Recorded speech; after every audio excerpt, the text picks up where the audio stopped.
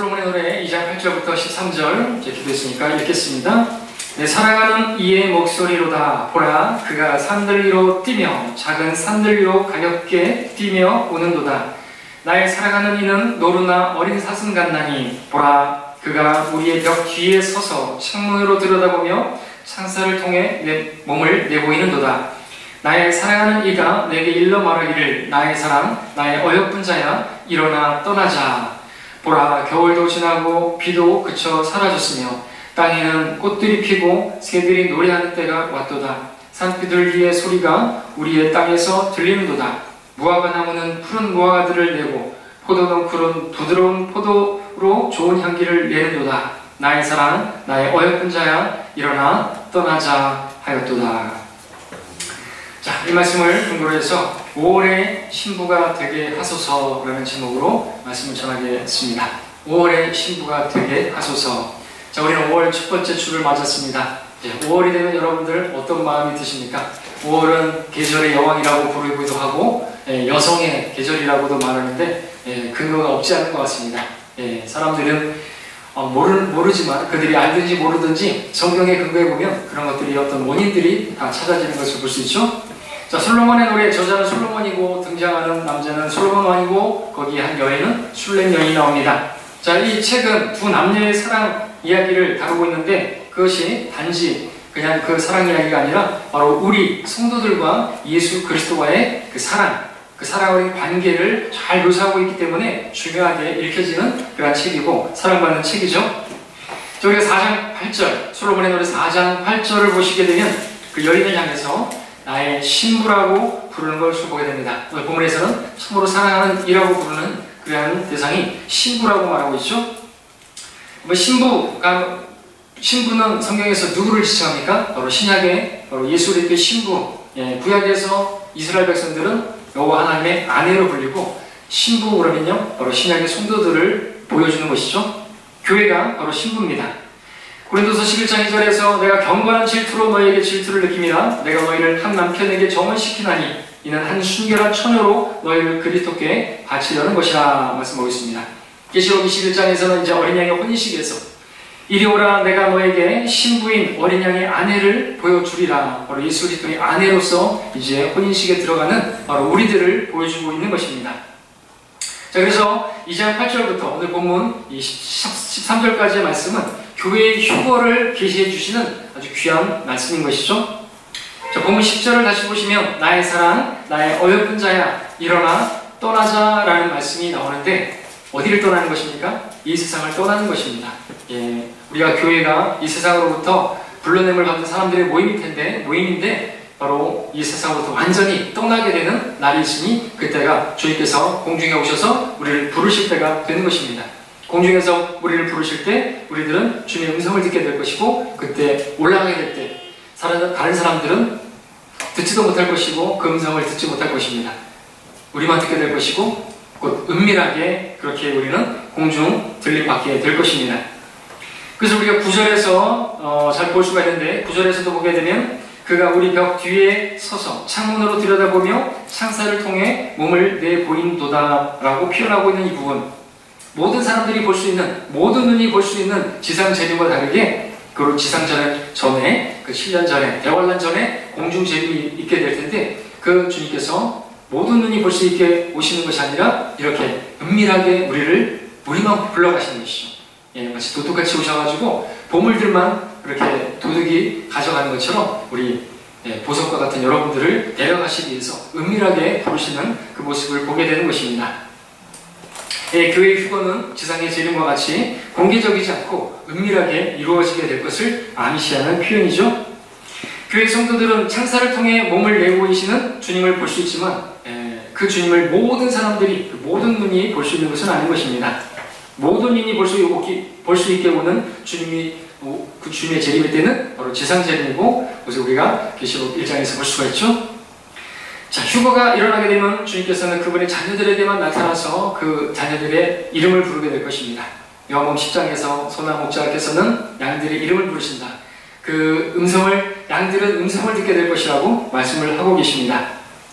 주님께서는 대환란을 기록하게 하시려고 사도 요한을 나팔소리와 같은 소리로 이리 올라오너라 하고 계시록 4장 1절에서 부르셨던 것처럼 우리도 그렇게 부르실 것입니다. 일어나 떠나자. 그동안 고생했다. 이 세상을 떠나자. 그렇게 부르실 것이라는 것이죠. 마치 주님께서 나사로의 이름을 부르시면서 나사로야 나오너라 꼭 그렇게 부르셨던 것처럼 우리의 이름을 부르시면서 이제 어떤 사람들은 우리 그리스도 안에서 죽은 사람들은 나사로와 같이 무덤에 들어갔다 할지라도 나오너라 그러면 주님의 말씀의 그 권능으로 나오게 될 것이죠. 무덤이 열릴 것이고 그가 썩었던 몸이라 할지라도 없어졌다 할지라도 썩은 몸이 썩지 아니할 몸을 입게 되고 올라가게 될 것입니다.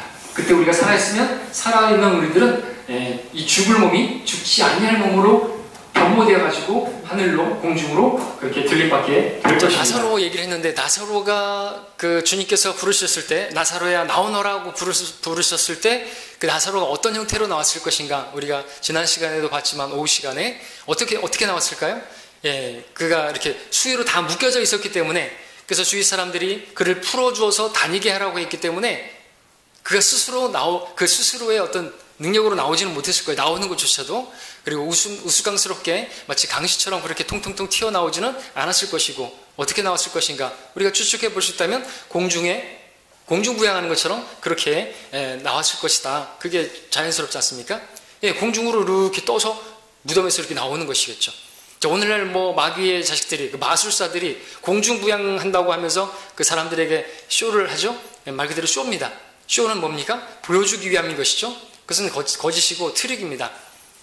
쇼이기 위해서는 사람들에게 보이기 위해서는 그 공중부양이 천천히 부양하겠죠. 그렇죠? 천천히 뜨겠죠. 근데 우리가 공중부양하게 될 때, 곧 우리가 주님께로 가게 될 때는 공중들림하게 될 때는 그렇게 천천히 올라가는 게 아니죠. 모든 사람들이 그러면 주님도 보지 못하지만 우리가 들림받게 되는 것도 볼 수가 없어야 되는 것입니다. 비밀스럽게 은밀하게 주님께서는 도둑같이 우리를 채가는 것인데 다른 사람들 다 보는 가운데서 우리를 데려가면 그게 무슨 비밀스러운 그런 휴거가 되겠습니까? 만약에 그렇게 우리가 올라가는 것, 들림받는 것을 보게 되면 남아있는 사람들은 그 성경의 예언이 휴거를 다 알게 될 것이고 그들은 벌써 다 믿음을 다 가지고 되고 굳건해야 되고 짐승의표도 안 받고 막 그렇게 되겠지고? 그렇게 되겠죠. 아니잖아요. 그죠? 휴거는 은밀하게 일어나게 될 것입니다. 공중 들림은 공중 부양처럼 그렇게 천천히 올라가는 게 아닙니다. 이런 말씀 드리는 것은 또 이제 뒤에서 얘기할 게 있는데 공중 들림을 믿지 않는 사람들이 많이 있는 것이죠. 그들 중에서도 여호와 증인들도 마찬가지고 안식교도 마찬가지고 그리고 신천지도 마찬가지입니다. 자, 주님께서는 분명히 주님께서 우리를 부르실 때 우리가 공중으로 끌려 올라간다고 말씀하셨죠? 데살로니가서 4장 16절 17절에서 그리스도 안에서 죽은 자들이 먼저 일어나고 그리고 나서 살아남아있는 우리도 공중에서 주와 만나기 위하여 그들과 함께 구름 속으로 끌려 올라가리니 그리하여 우리가 영원히 주와 함께 있으리라고 하신 이 말씀이 문자 그대로 우리가 공중으로 끌려 올라가서 하늘로 올라가게 될 것인데 이걸 믿지 않는 것이에요. 이 신천지는 비유풀이라는 그런 단체죠. 모든 걸 다 비유로 다 풍유적으로 지들 멋대로 풀이를 하는 것이죠. 그래서 하늘로 올라간다는 이 말이 하늘이 어딘가 신천지 새하늘과 새 땅인 거기 신천지 장막 증거 성전 신천지 무슨 성전이요? 장막 성전 증거 장막 성전인지 하여튼 이름 제대로 갖다 붙여놨는데 거기로 들어가는 게 곧 휴거되는 것이라고 말하는 것이 올라간다는 표현이 뭐냐 설명을 하는데 그것은 옛부터 그 임금님이 계신 한양으로 올라간다고 표현하지 않냐? 소도시에서 대소시로 가는 것을 올라간다고 표현하는 거 아니냐? 그것처럼 올라간다는 표현은 바로 이만희가 계시는 그 임금님, 만왕의 왕이신 그분이 계신 증거장막 성전으로 들어가는 게 올라가는 것이고 거기가 공중이고 거기가 하늘이다 이거죠. 거기가 새하늘이니까 글로 가는 거라고 말하는 것이에요. 즉 공중들림을 한자로 표현한 것입니다. 예수 재림의 말세가 되면 선택받은 자는 구름 속으로 끌어올려진다는 휴거. 정말 문자 그대로 하늘 위로 올라가는 것일까요?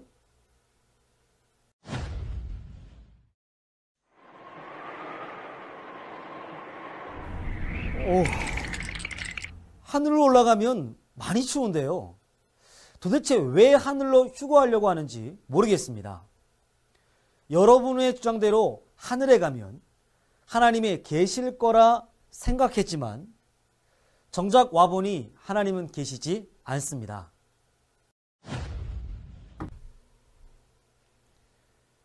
하나님이 계신 곳이 어디인지 깨닫는다면 결코 공중으로 올라가는 휴거라고 생각하지 않으실 겁니다. 옛말에도 임금님이 계신 한양으로 갈 때 올라간다고 했던 것처럼 재림 때 하나님이 함께 하시며 이긴 자가 있는 새천지로 가는 것이 하늘로 올라가는 것이며 이 부르심을 따라가는 것이 재림 때 참된 휴거인 것입니다. 그러니까 올라가는 게 아니고 이미 주님께서 재림하셨다 이거죠. 이만희가 재림주인데 글로 가는 게 휴거라는 거죠. 마치 이스라엘이 이집트에서 그렇게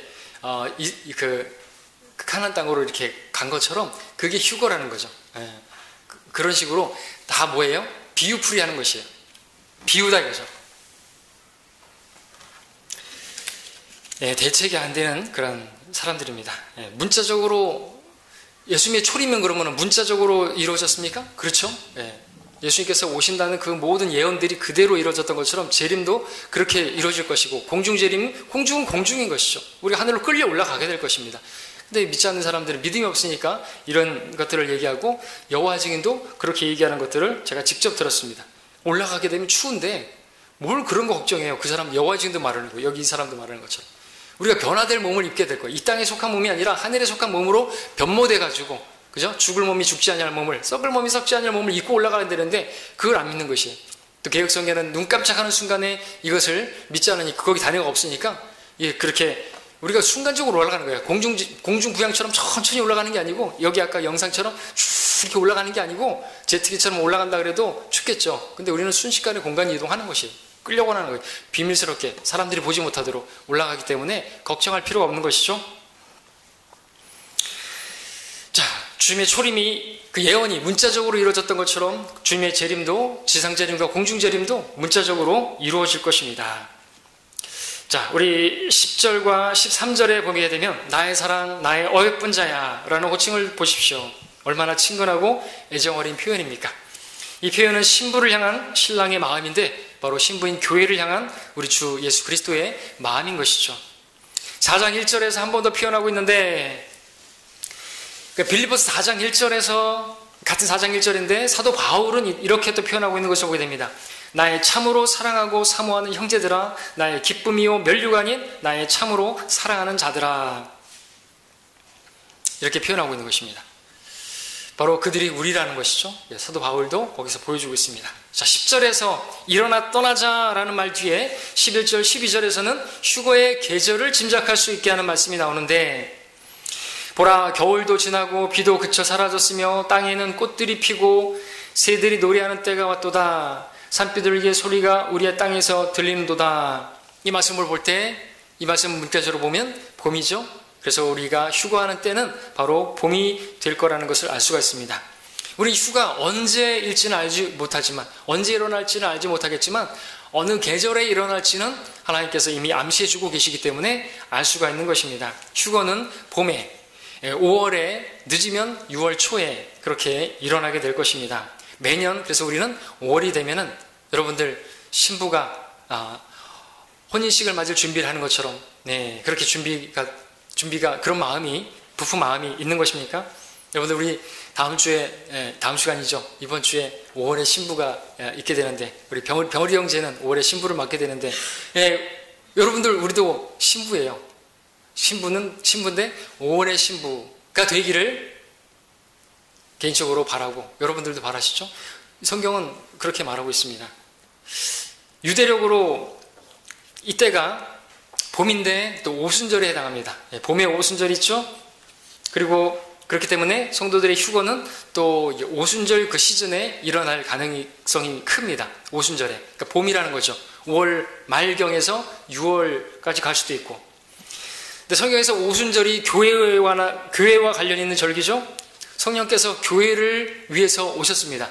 사도행전 2장에서 성령께서 강림하신 때가 그 오순절이었죠? 주님께서 다시 그 성령의 전인 성도들을 데려가시기 위해서 오실 때도 오순절에 데려가실 거라는 것을 우리가 생각해 볼 수가 있습니다.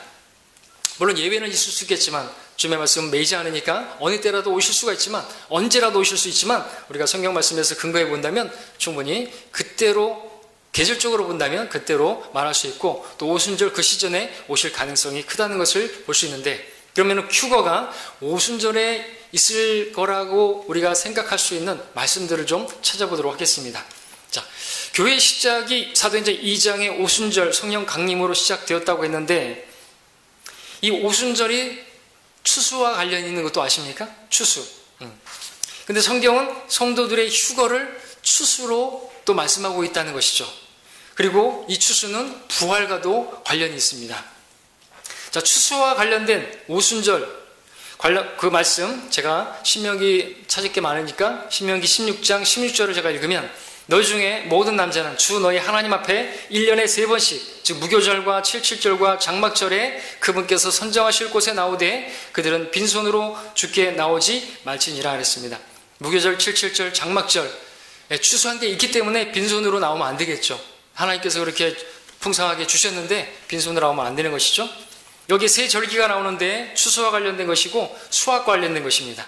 또 부활과 관련이 있는데, 부활은 우리가 또 성경에 보니까 세 번으로 나눠져 있는 것을 보게 되죠. 구약 성도들의 부활과 신약 성도들의 부활과 그리고 환란 성도들의 부활을 볼 수가 있습니다.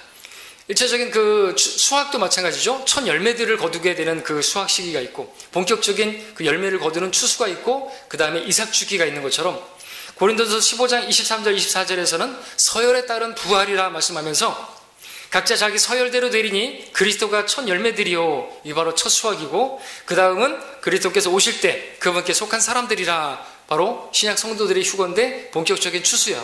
예. 그 후에는 끝이 오리니라고 했을 때 이것은 또한 이삭 줍기, 환란 성도들에 대한 그 휴거로 세 번의 부활을 말씀하고 있는 것을 보게 됩니다. 자, 좀 더 이 오순절, 다른 말로 77절, 77에 49, 그 다음에 맞는 50번째, 오순절이죠. 50번째. 그래서 그 절기에 그것이 성도의 휴거와 관련이 있다는 것을 한번 찾아보도록 하죠. 여러분들 출애굽기는 함께 보겠습니다. 34장 22절을 보겠습니다. 여기 보시게 되면 77절이 나오는데 바로 오순절이고요. 출애굽기 34장 22절에 말씀하시기를, 너는 77절 곧 밀추수의 추실절과 연말의 수확절을 지킬지니라. 여기서 말씀할 때 여러분들 77절 즉 오순절인데 밀추수와 관련된 것을 보게 됩니다. 추수는 추수인데 무슨 추수요? 밀추수라는 것이죠. 그리고 성경에서는요, 이 밀이 바로 하나님의 자녀들, 알곡들, 그리고 그 열매들, 곡식과 관련되어 있습니다. 성도들과 관련되어 있는 것이죠. 요한복음 12장 24절에서 주님께서 말씀하셨죠. 진실로 내가 너희에게 말하노니 한 알의 밀이 땅에 떨어져 죽지 아니하면 한 알 그대로 남아있지만 죽으면 많은 열매를 맺느니라 그랬습니다.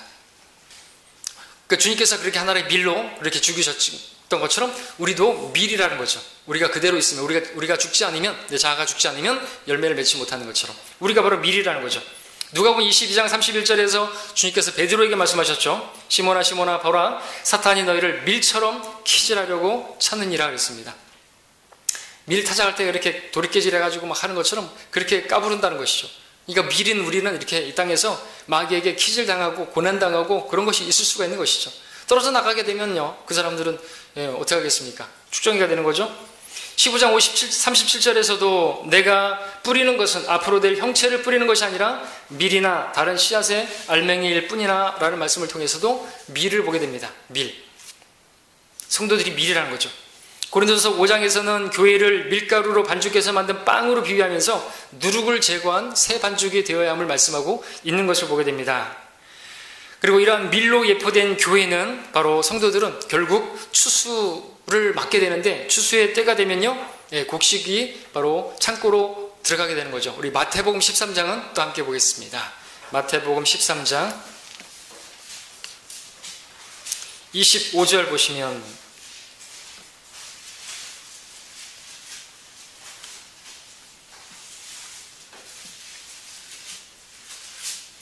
(13장) 25절에 그리고 29절 30절 세 구절만 보겠습니다. 시간 관계상 25절에 사람들이 잠자는 동안 그의 원수가 와서 곡식 사이에 독보리들을 뿌리고 가버리니 라는 말씀 보이죠? 곡식이 나옵니다. 이 곡식, 영어로 윗인데 바로 밀이라는 단어를 곡식이라고 표현하고 있죠. 13장 29절에서도 주인이 말하기를 아니라 독보리를 한데 모으다가 곡식까지 함께 뽑으면 아니 되느니라. 30절 추수 때까지 둘 다 함께 자라도록 두었다가 추수 때에 내가 추수꾼들에게 말하여 먼저 독보리들을 모아서 불타르기 위하여 단으로 묶고 곡식은 내 곡간으로 모아드리게 하리라고 하니라 하시더라 그랬습니다. 예, 여기 곡식 밀입니다. 밀은 성도를 의미하므로 성도들을 거둬들이는 휴거가 밀 추수의 시기인 아까 우리가 봤던 출애굽기 말씀처럼 추수절 바로 77절 바로 오순절이 될 거라는 것을 우리가 살펴볼 수 있죠. 이처럼 교회와 오순절 관계는 아주 매우 밀접합니다. 교회가 오순절 성령 강림으로 시작했다고 했는데 이것은 밀씨를 뿌린 것으로 표현한다고 한다면 교회를 추수하는 시기도 오순절과 관련되어 있고 이때 성령의 전인 성도들이 들림받아 올라가게 되는 것처럼 바로 그 밀씨가 자라서 이제 추수할 때가 됐기 때문에 올라가는 거죠. 이처럼 교회는 오순절과 관련되어 있고 성령님과 관련이 있습니다. 그리고 이 오순절 시기는 5월에서 6월 초에 해당한다고 말씀을 드렸는데 저는 개인적으로 5월에 한정하고 싶습니다. 왜냐하면 5월의 신부가 더 잘 어울리기 때문에 그렇죠. 세상에서도 아름다운 신부를 말할 때 5월의 신부라고 말하고 있지 않습니까? 5월을 말씀드렸던 것처럼 계절의 어머니라 말하고 있고 봄을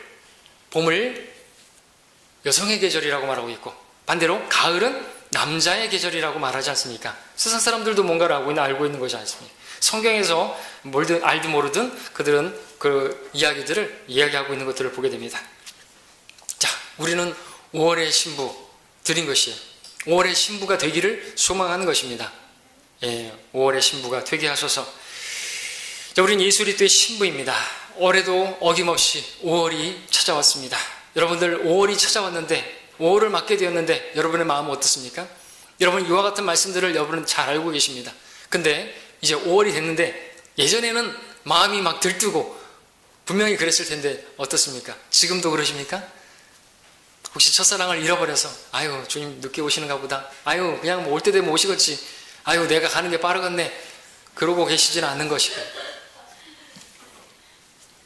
자 우리가 5월이 되면 다른 때 몰라도 여러분들 아무런 뭐 부푼 마음도 없고 그렇다고 한다면 정말 우리는 너무나 안타까운 거 아닙니까? 설레야 될 거 아닙니까? 자, 우리 다시 본문으로 돌아와서요. 솔로몬의 노래 13절을 다시 보시면 솔로몬의 노래 13절 이제 2장 13절 역시 휴거의 시점을 보여주는데 11절, 12절이 휴거의 계절을 보여준다고 한다면 13절은 이제 휴거의 때를 보여준다 이렇게 말할 수 있습니다. 우리 여기서 무화과나무와 포도나무를 보게 되는데 여러분들 잘 아시는 것처럼 이 두 나무는 이스라엘을 상징하죠. 따라서 무화과나무가 푸른 무화과를 내고 포도가 좋은 향기를 내는 그때는 이제 봄이고 시즌으로는 그렇게 되면 또 오순절의 시즌일 것이고 그럼 휴거가 바로 주님께서 우리를 일어나 떠나자라고 부르실 그 때가 다 되었다라는 것을 보여주는 것입니다. 이스라엘을 상징하는 나무가 무화과나무인 건 아시죠? 예, 주님께서 저주하신 나무입니다. 그런데 열매가 맺혀지지 않을 것 같았는데 거기서 열매가 맺혀지는 것이에요. 마태복음 22장에서는 주님께서 이스라엘이 무화과나무로서 잎을 내게 되면 주님께서 오실 때가 가까운 줄 알라고 말씀하셨습니다. 예, 따라서 그 이스라엘이 국가로 회복하게 되게 되면 무화과나무에서 잎이 나오는 것이고 그것은 모든 신학자들이 다 인정하는 것이에요. 동의하는 부분입니다. 동의하지 않는 그런 사람들이 있겠지만 이스라엘을 상징하는 것이 무화과나무이고 그리고 그 잎이 거기서 유연하게 나온 것은 바로 1948년에 이스라엘이 국가적으로 독립한 그때다라고 하는 것은 모든 신학자들이 다 동의한다는 거죠. 세대주의 신학자들 뿐만 아니라. 자, 근데 주님께서는 바로 그때가 되게 되면 그 무화과나무에 잎이 나오는 때, 즉 이스라엘이 독립하는 그때로부터 예수님께서 재림하시는 그것이 이 세대 안에 다 이루어진다고 말씀하셨습니다. 그렇죠? 한 세대 안에 다 이루어진다는 그런 말씀으로 우리가 생각할 수가 있는 것이죠. 주님께서 무화과나무가 잎을 내는 것과 이 모든 일들이 대환란과 재림까지가 바로 이 세대가 지나가기 전에 다 이루어질 거라고 말씀하시는 것을 보게 됩니다. 자, 이스라엘의 독립부터 주님께서 재림하시는 지상 재림까지 한 세대의 기간으로는 몇 년인지는 우리가 정확하게 알 수 없지만 우리가 주님의 말씀에서 알 수 있는 것은 그 두 사건이 한 세대 속에 있기 때문에 1948년 이스라엘의 독립 이후로 태어나게 된 사람들은 그러니까 독립을 보게 된 독립 이후로 태어난 사람들은 1948년 이후 생은 예수님의 재림을 보게 될 것이다. 그러니까 그 전에 그 신약 성도들은 휴거될 수 있는 가능성이 많다라는 거죠. 아니 이렇게 목사님은 거의 확실하게 얘기를 하시죠. 1948년 이후에 태어난 사람들이라고 한다면 말이죠. 볼 수 있는 세대라는 것입니다. 럭커 목사님 그래서 그 전에 태어나셨지만 그래도 열심히 운동하시면서 휴거되기를 소망하셨지만 이제 부활에 속하시게 되겠죠. 예, 죽은 자가 이제 육신은 썩었겠지만 주님께서 오시면 함께 주님과 함께 공중에 오셔서 혼이 육신을 입고 올라가게 되는 것입니다. 육체도 부활하게 되는 거예요. 혼은 지금 셋째 하늘에 있고 무덤에 지금 썩어 있지만 몸은 썩지 않을 몸으로 입혀지고 올라가게 되는 것이죠. 자, 이와 같은 그 한 세대에 대한 기간, 이것을 많은 사람들도 알고 있죠. 이제 옛날부터 알고 있었습니다. 우리만 아는 게 아니에요. 그래서 옛날에 1992년에 10월 28일 다미선교회에서 휴거 대소동을 벌였죠. 뉴스에서도 관심을 가지고 과연 휴거되는 것인가? 막 뉴스가 거기 사람들 막 그 카메라 기자도 진짜 휴거되는가? 자기들도 막 관심하면서 지켜봤던 적이 있었습니다. 사회적으로 아주 무리를 끼쳤던 적이 있었죠. 그들도 나름대로 시간을 계산한 것이에요.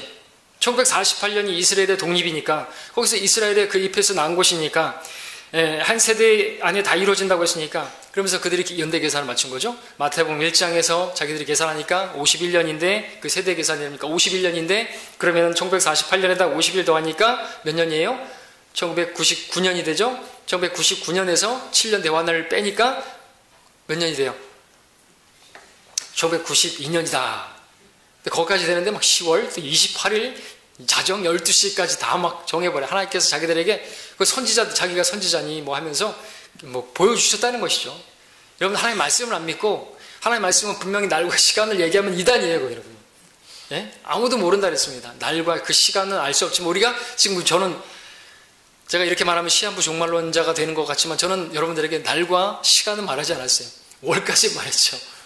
월은 얘기할 수 있어요. 근데 날과 시간은 말하지 않았잖아요. 그리고 또 뭘 말하지 않았습니까? 저는 뭐 그러니까 어느 날을 기다려야 된다고 말하는 게 아니죠. 우리는 그런 사람들이 아닙니다.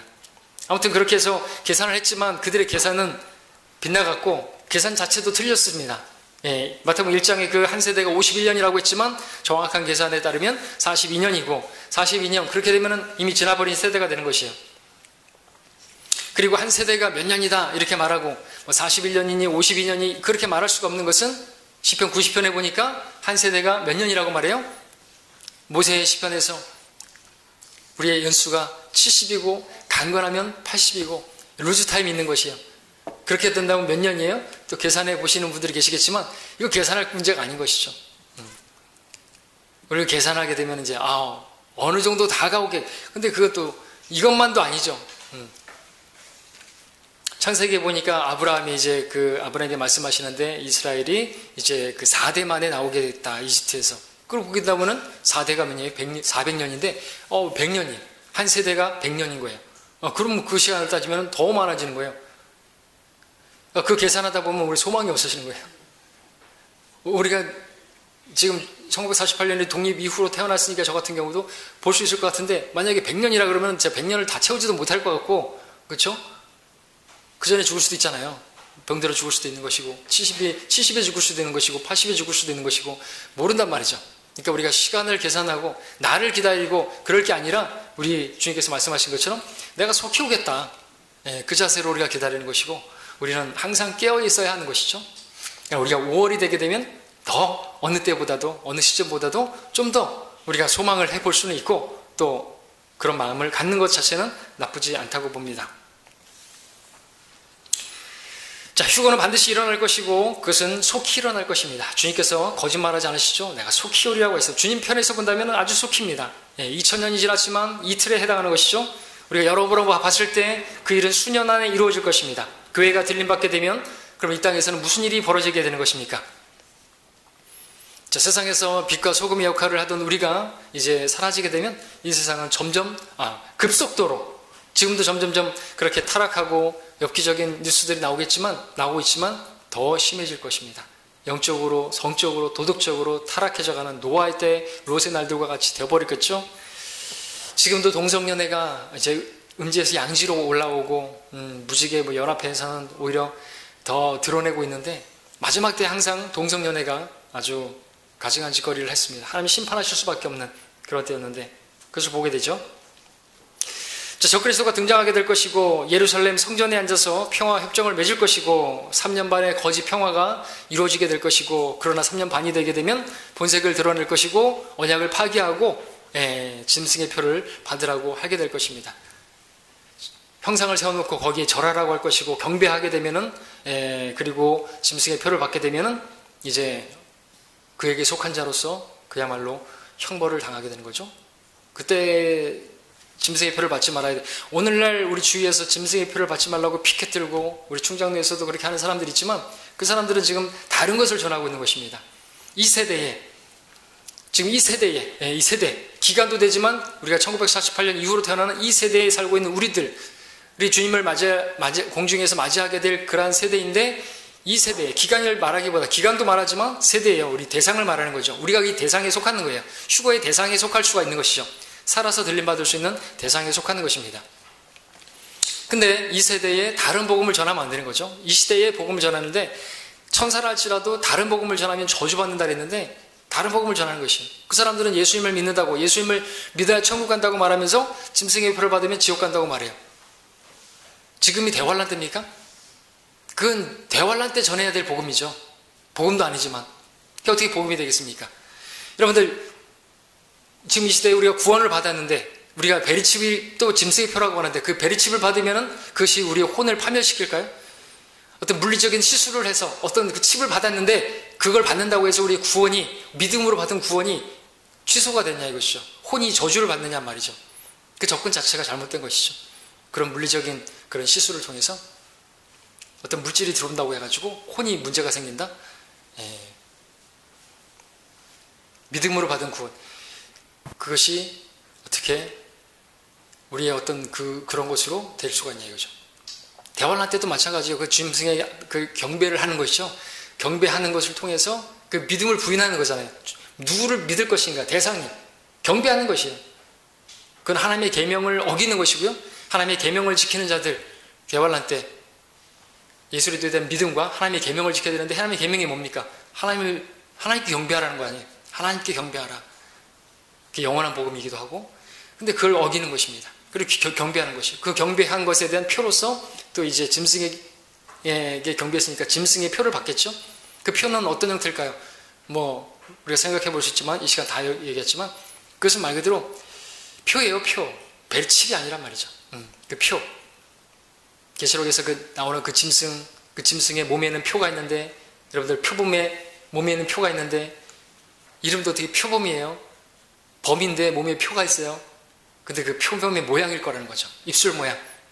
입술. 유다 이스카리옷이 그렇게 주님을 부인할 때 뒤꿈치를 들어서 이마에 키스를 했던 것처럼 이마에나 또는 그리스도의 예표가 되는 가톨릭의 교황들이 그렇게 오른손등에다가 입 맞추고 이마에다가 입 맞추는 것처럼 입맞춤이 될 거라는 것이죠. 그래서 그렇게 입술 모양 자국, 두터운 입술 모양의 자국으로 그렇게 점이 형태로 찍혀질 것이다. 어떻게 스캔을 받든지 그런 형태가 될 것이지 칩은 아닌 것이죠. 오히려 그쪽에 더 가까운 것입니다. 표, 어떤 표, 예수님을 부인하는 그 표로서 입맞춤했던 것처럼 그와 같은 형태일 것이다. 표범의 몸에 있는 그 문양을 잘 보시면 입술 자국과 비슷하죠. 자, 그건 중요한 게 아니고 아무튼 지금 우리가 전해야 될 것은 그게 아닙니다. 예수님 믿어야 천국 간다 그러고 다시 칩을 받으면 지옥 간다. 도대체 이게 무슨 복음입니까? 대환란 때나 전해야 될 것인데 다른 저주받을 일을 하는 것입니다. 자, 우리가 이러한 것들을 알게 되었습니다. 우리는 잘 알고 있습니다. 근데 이러한 것들을 알고 있다면 우리가 주님께서 오실 때가 가까이 왔고 또 그런 거 너무나 중요한데 이런 사실을 알고 있는 우리는 뭐 어떻게 살아야 하겠습니까? 이걸 아는 것으로 끝나면 안 되겠죠? 우리가 안다면 이런 것들을, 이 향상된 계시들을 우리에게 알려주셨는데, 그러면은 그러한 지식을 통해서 우리에게 요구하시는 삶이 무엇일까요? 우리 당연히 신랑을 기다리는 신부와 같이 살아야 하는 것이죠. 우리 솔로몬의 노래 4장을 가서 볼까요? 4장 7절의 말씀 보겠습니다. 4장 7절 보겠습니다. 4장 7절에 내 사랑아 너는 모두가 어여쁘니 내게는 흠이 없구나 말씀하고 있습니다. 신부로 등장하는 여인의 모습을 잘 표현해주고 있는데 내게는 흠이 없구나 말씀하고 있습니다. 이것은 예표상 교회의 모습인데 우리 주님께서는 교회를 점도 없고 흠도 없는 어린 양 예수 그리스도의 피로 그렇게 깨끗하게 하셔서 점도 없고 흠도 없는 모습입니다. 전적으로 주님의 은혜와 사랑으로 된 것이죠. 신랑이신 주님께서는 자신의 피로 사신 교회를 볼 때 흠없는 모습으로 보시는 것이에요. 그러나 구원받은 이후에 우리가 어떻게 사느냐에 따라서 우리의 신부는 주님 보실 때는 정말 흠없고 점없는 모습으로 보시겠지만 우리의 상태는 얼마든지 흠있고 점있는 모습으로 발견될 수도 있죠. 구원받은 이후로 죄를 짓고도 자백하지 않고 살아간다면 그렇게 되는 것입니다. 때문에 성도들은 지은 죄는 자백해서 예수 그리스도의 피로 씻어야 하고 또 그 죄들을 반복해서 짓지 않도록 말씀으로 날마다 그 말씀의 물로 자신을 씻어야 하는 것입니다. 그렇게 하는 것이 우리가 주님 신랑으로 맞을 주님을 만날 준비를 하는 것이고 이것이 바로 신부 수업을 하는 것이다 말할 수가 있겠죠. 흠없는 상태를 유지하는 것, 과연 혼인식을 앞둔 신부에게 요구되는 것 중에서 가장 중요한 게 뭡니까? 순결이겠죠. 세상과 일치하지 않는 것이겠죠. 사도 바울은 데살로니가서 5장 23절에서 말하고 있습니다. 화평의 하나님께서 너희를 온전히 거룩하게 하시고 너희 영과 혼과 몸이 우리 주 예수 그리스도께서 오실 때까지 책망할 것이 없게 보존되기를 하나님께 기도하노라 그랬습니다. 우리도 기도해야 되겠죠. 내 영혼 몸이 책망받을 것 없이 주님 오실 때. 에베소 5장 26절에서도 그가 교회를 말씀에 의한 물로 씻어 거룩하게 하시고 깨끗하게 하사 자기 앞에 영광스러운 교회로 나타내서 점이나 주름진 것이나 또 그러한 것들이 없이 거룩하고 흠없게 하려 하심이라 그랬습니다. 우린 점도 없고 흠도 없는 어린 양 같은 예수 그리스도의 피로 깨끗하게 되었는데 또 계속해서 우리가 점도 없고 흠도 없기를 바란다고 말하고 있는 것이죠. 우리가 거룩하게 되었지만 거룩하게 되어야 하는, 우리 거룩함을 또 이루어야 되는 것이고 의롭게 되었지만 의로움을 또 우리가 행해야 하는 것과 마찬가지인 것입니다. 여러분 짐승은 그 몸에 점과 흠이 많다 그랬죠? 점이 있습니다. 점박이에요, 점박이. 표가 많이 있어요. 성경 성도가 세상에 관심을 가지고 기웃거리는 것은요 간음한 것이라고 말하고 있습니다. 간음. 왜냐하면 신부가 이 세상은 예수 그리스도 우리 신랑을 못 박은 죽인 것인데 야고보서 4장 4절에서 간음하는 남자들, 간음하는 여자들 누굽니까? 세상과 친구가 된 사람들을 말하고 있습니다. 영적 간음이라고 말하는 거죠. 예수님께서는 신부인 교회가 어떠한 모습이 되어야 하는지 계시록에서 또 보여주고 있는데요. 우리 요한계시록 가서 함께 볼까요? 요한계시록 19장 7절부터 9절까지 보시면 이날이 가까워오고 있습니다. 19장 7절부터 9절까지 기뻐하고 즐거워하며 그분께 존귀를 돌리세 이는 어린 양의 혼인식이 다가왔고 그의 아내도 자신을 예비하였습니다. 이제 그녀에게 허락하사 정결하고 흰 세마포를 입게 하셨으니 세마포는 성도들의 의라고 하더라. 그때 그가 내게 말하기를 어린 양의 혼인잔치에 초대된 그들은 복이 있다고 기록하라고 하시고 또 내게 말하기를 이것들은 참된 하나님 말씀들이라 그랬습니다. 이것은 반드시 이루어질 말씀이라는 것이죠. 성도들의 의를 상징하는 흰 세마포를 입고 혼인식에 참여하게 될 신부를 보여주고 있습니다. 그들은 자신을 그렇게 예비했다고 말하고 있습니다. 7절에서 그의 아내도 자신을 예비하였다 그랬는데 이전까지는 이제 신부로 불렸지만 이제는 아내로 부르고 있는 것이죠. 좀 더 성숙한 모습의 그런 표현이고 자신을 예비했다는 것은 그녀가 신랑을 맞을 준비를 예비했다는 것이고 그 예비는 지상에 있는 동안에 예비한 것입니다. 마치 그 웨딩 드레스를 장만하는 것처럼 그렇게 흰 세마포를 자기가 의로운 행실로서 준비를 해야 되는 것입니다. 우리는 그렇게 예비를 하고 있어야 되는 것이죠. 그 예비된 옷은 흰 세마포이고 세마포는 성도들의 의, 곧 여러분들이 의롭게 행한 행실에 따른 것입니다. 자, 우리는 하나님의 의이신 예수 그리스도로 값없이 의롭게 되어서 하나님의 의를 입었습니다. 예수 그리스도로 옷 입었습니다. 그런데 구원받은 이후로 우리가 숙제라면 그 의를 더럽히지 말아야 되는 것이겠죠. 말하자면 깨끗하게 지켜야 하는 것입니다. 자, 성경은 구원받은 성도가 이 세상에 살면서 그렇게 막 살라고 말하고 있지 않습니다. 신부가 신랑을 기다리는 것처럼 살라고 말하고 있는 것입니다. 세상과 일치하지 말고 세상과 친구 되지 말고 그렇게 말하고 있죠. 자, 우리가 어린 양의 혼인식에서 의로운 행실로 말미암은 흰 세마포를 입고 신부로 입장하게 될 그러한 사람들인 것입니다. 자, 근데 여러분들이 의로운 행실이 없다면 우린 누구나가 다 모든 성도들이 다 흰 세마포를 입고 어린 양의 혼인식에 들어가는 것은 아닌 것으로 보입니다. 어떤 성도들은요, 구원받고 나서 세상에서 자기의 그런 정욕을 위해서 여전히 살고 세상과 친구가 되고 그렇게 산 결과 주님 앞에서 수치스러운 모습으로 어쩌면 벌거벗겨진 모습으로 드러날 수도 있는 것이죠. 16장 15절 볼까요? 계시록 16장 15절에 보라, 내가 도둑같이 오리니 깨어있어 자기 옷을 지켜서 옷을 깨끗하게 지켜야 하는 거죠. 벗은 채로 다니지 아니하고 사람들에게 자기 수치를 보이지 않는 자는 복이 있도다 그랬습니다. 무엇을 보여주고 있습니까? 수치스럽게 되는 그러한 성도들도 있음을 보여주는 것이죠. 의로운 행실, 성도들의 의, 여러분들 우리가 복음을 증거하고 예배하고 이것이 말씀을 읽고 기도하고 그것이 우리의 의로운 행실인 것입니다. 그것으로 우리가 어린 양의 혼식에 들어가는 세마포를 장만하는 것이죠. 요한일서 2장 볼까요? 요한일서 2장 28절 그리고 3장 2절 3절 읽겠습니다. 2장 28절에서 어린 자녀들아 이제 그분 안에 거하라. 이는 그가 나타나실 때 우리가 담대함을 가지며 그가 오실 때 그의 앞에서 수치를 당하지 않게 하려 함이라 그랬습니다. 역으로 말하면 그분 앞에서 그분 오실 때 수치를 당하게 되는 그러한 성도들도 있음을 보게 되는 거죠.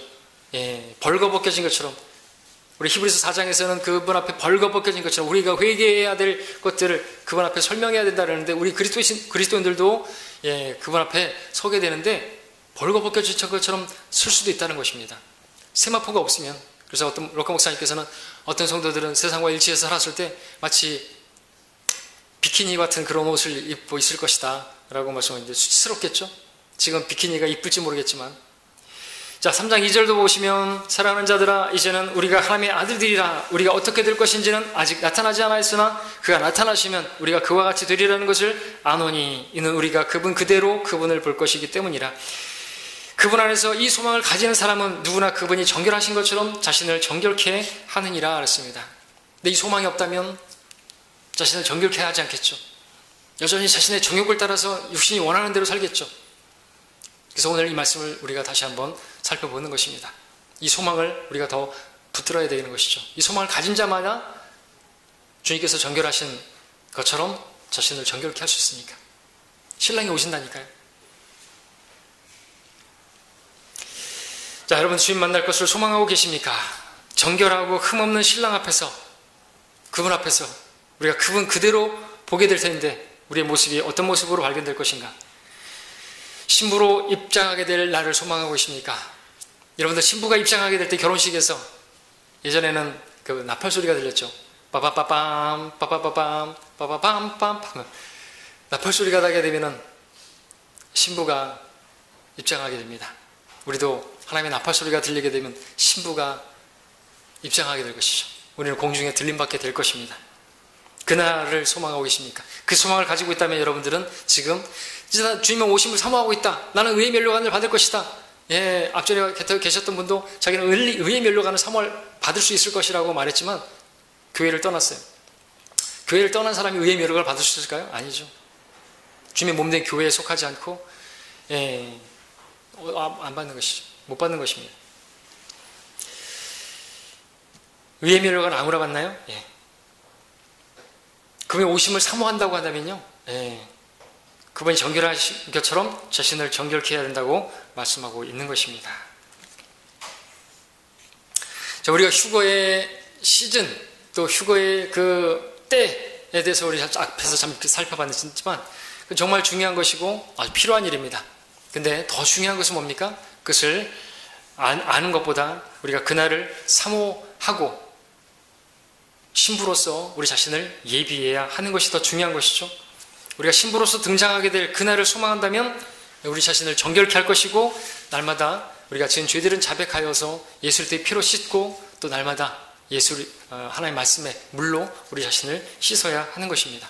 그리고 우리가 주님께서 주시는 그런 사명들, 하나님께서 보시길 때 의로운 행실들, 복음을 전파하는 것, 기도하는 것, 말씀을 읽는 것, 성도들을 돌아보는 것, 교회를 세우는 것, 교회를 섬기는 것, 교회 속에서, 그게 주님께서 우리에게 주신 거 아닙니까? 가장 기본적인 것이에요. 교회에 속해서 교회 성도들을 돌아보고 성도들을 위해서 기도하고 세워주고, 그리고 또 밖에 있는 사람들에게 복음을 증거하고. 여러분 그 일을 하고 계십니까? 지난 한 주 동안에 여러분 어떻게 하셨어요? 전도지 나눠줬습니까? 여러분들이 복음 전도행 못 가고 토요일 구령 못 가신다 할지라도 여러분 만화 전도지 있으니까 많이 가져가셔서 여러분들 도서실 같은 데서 화장실 비데 같은 데 거기다 놓으시고, 그렇게 하시라는 것이에요. 저 그렇게 하고 있습니다. 여러분들 전도지 이렇게 놓으시라고, 갖다 사용하시라니까요. 전도지가 많이 있는데, 공짜인데 사용하십시오. 그렇게 해서 해야 되는 거예요. 언제까지 여러분들 먹고 마시고 장가가고 시집가고 심고 건축하고 그 일만 할 겁니까? 그러면서 나는 주님 오심을 사모한다고 말할 수 없지 않습니까? 그건 주님이 없는 삶이죠. 세상 사람들도 그렇게 살아요. 먹고 마시고 장가가고 시집가고 심고 건축하고, 그 자신은 죄가 아니지만 그것은 믿지 않는 사람들하고 똑같은 삶인 거예요. 자, 오늘 우리는 본문을 통해서 신부를 향한 신랑의 놀라운 사랑을 확인하게 됩니다. 자, 그러한 신랑이신 주님께서 그 신부를 얼마나 사모하든지 일어나 떠나자고, 이제 함께 하자고 그렇게 부르고 계십니다. 우리는 주와 함께 영원히 거하게 될 것입니다. 여러분, 이러한 주님의 음성을 들을 준비를 하고 계십니까? 이제 5월에 주님께서 부르시면 5월의 신부답게 아름다운 모습으로, 영광스러운 모습으로, 흠없이 점없이 책망받을 것 없이 그렇게 보존하고 계십니까? 자, 우리는 주님의 오심이 실로 임박한 그러한 때를 살고 있습니다. 이제 주님께서 우리를 부르러 오실 것입니다. 저와 여러분들이 주님의 신부라고 한다면 신랑이신 주님께서는 반드시 속히 오실 거라고 말씀하셨는데, 우리도 그렇게 고백해야 되겠죠. 화답해야 되겠죠. 주님 속히 오시옵소서. 여러분들 그렇게 기도하십니까? 솔로몬의 노래 다시 가서 보시면 마지막 장 마지막 절에 이렇게 솔로몬의 노래는 끝이 나고 있습니다. 신부인 여인의 고백입니다. 8장 14절에 솔로몬의 노래 8장 14절 우리 한 목소리로 읽겠습니다.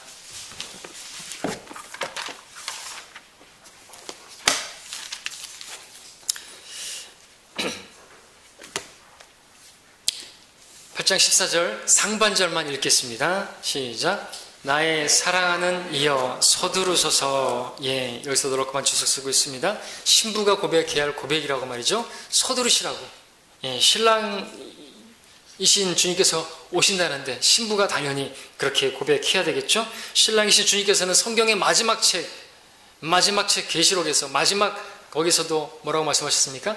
반드시 내가 속히 오리라 말씀하셨습니다. 그에 대한 성도인 신부의 화답은 뭡니까? 아멘. 그러합니다. 주여 오시옵소서. 주 예수여 오시옵소서. 속히 오시옵소서. 그렇게 기도해야 되겠죠? 여러분들 그렇게 기도하고 계십니까? 준비되셨습니까? 언제라도 오실 수 있습니다. 자, 5월에 다시 한번 우리 5월의 신부가 되기를 꿈꿔 보십시다요. 기도하겠습니다.